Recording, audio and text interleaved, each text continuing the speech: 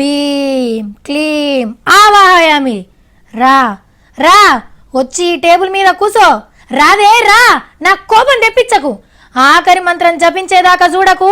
రావే రా, నాతోని పరస్కారాలు పనికిరావు. దా. అమ్మ మా అమ్మవే, శివరాత్రి పూట ఎంత సక్కమైన పని చేస్తున్నావు అమ్మ అని గరమవుతున్నారులే.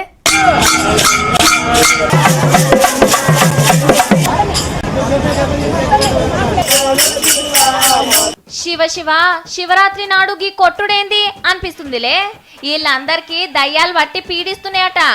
ఇక మంత్రగాళ్ళు ఓం భీం క్లీం అనుకుంటా దయ్యాలను ఎలగొడుతుర్రు. ఆంధ్రాల కడప జిల్లా పొలతల మల్లేశ్వర స్వామి గుడిలా శివరాత్రి పండుగ మా సంబురంగా జరుగుతుంటే పక్కకే ఉన్న అడవిలా ఇగో గీ కార్యాలు జరుగుతున్నాయి. శివరాత్రి నాడు దయ్యాలను ఇడిపిస్తామని మా చక్కటి దండం ముంగట్కేసుకురు కొందరు పనిమంతులు. తంతరు, కొడతారు, ఆష్టమైతే తొక్కుతారు కూడా. అంతేకాదుల్లో ఓ కోరిక కోరని అల్కగా తీర్చేస్తారట పూజలు చేసి. కాకుంటే ఒక్కో పూజకు ఒక్కో రేటు.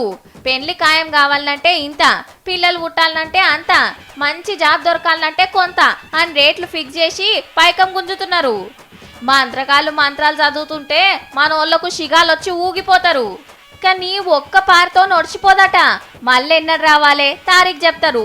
గదినం పెయి మీద ఉన్న గొలుసులు, ఉంగరాలు, నగలు, బొగలు మొత్తం మన వాళ్ళకి చదివించుకోవాలి. లేకుంటే పూజల ఫలితం దక్కది, కీడైతుంది అని బుగులు పట్టిస్తున్నారు. మంత్రకాళ్ళని కాదు, ముందు భక్తులను అనాలే. ఎవ్వలేది చెప్తే అని నమ్ముడేనా? జర్రంతనన్న సోయి ఉండొద్దా? శివరాత్రి పూట గుడికి పోయి శివునికి పూజలు చేసుకోర్రి. అంతేగాని మంత్రాలు, చింతకాయలు అని ఉత్తగానే నమ్మి మోసపోకుర్రి.